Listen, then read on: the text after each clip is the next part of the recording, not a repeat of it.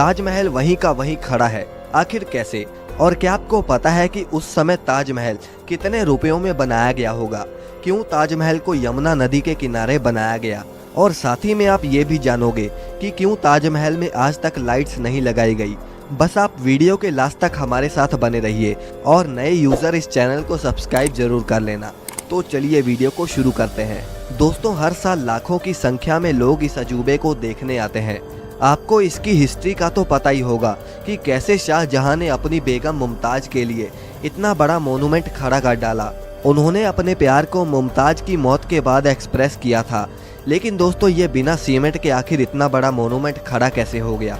जबकि सीमेंट का आविष्कार 1824 में एस्पदिन नाम के एक इंटेलिजेंट इंसान ने किया था, जो कि इंग्लैंड में रहते थे, और इन्होंने ही दुनिया का सबसे पहला सीमेंट का कंपनी बनाया, जिसका नाम था पोर्टलैंड सीमेंट। और ताजमहल का कंस्ट्रक्शन 1631 में शुरू हुआ और 1648 में जाकर खत्म हुआ।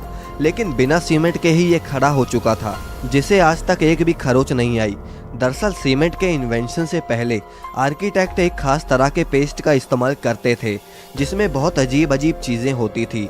और अगर ताजमहल की कंस्ट्रक्शन की बात करें तो इसमें बहुत सारे सेमी प्रीशियस स्टोन्स जैसे कि अकीक, येमेनाइट, फिरोज़ा, लजवाड, मूंगा, सुलेमानी, लहसानिया, तमरा, ये सब पत्थर यूज़ होते थे, जो कि बहुत ही रेयर स्टोन्स थे।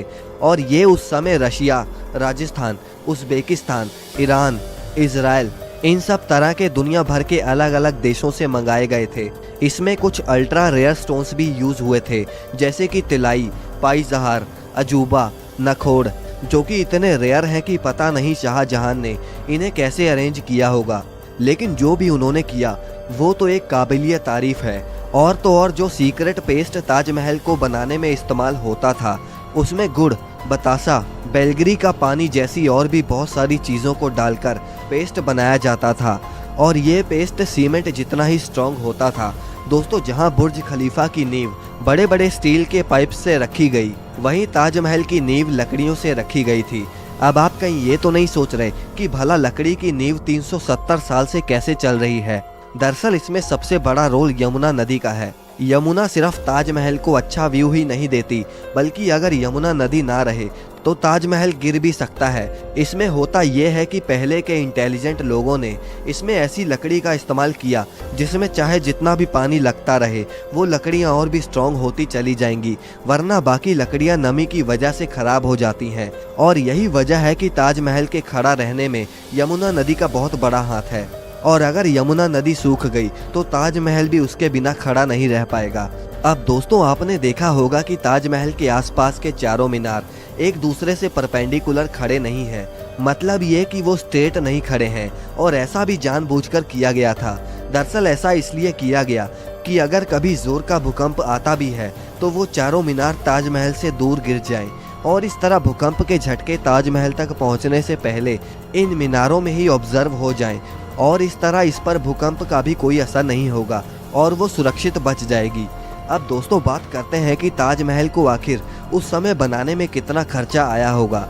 आप जानते हैं कि उस समय 1 रुपए की कीमत भी बहुत ज़्यादा होती थी, और अगर इन्फ्लेशन के हिसाब से देखें तो आज ताजमहल की कॉस्ट आती है अप्रॉक्स 1 से लेकर 2 बिलियन डॉलर्स, यानी करीब 8,000 करोड़ से लेकर 10,000 करोड़ तक इस मोनूमेंट को बनाने में खर्चा हुआ है।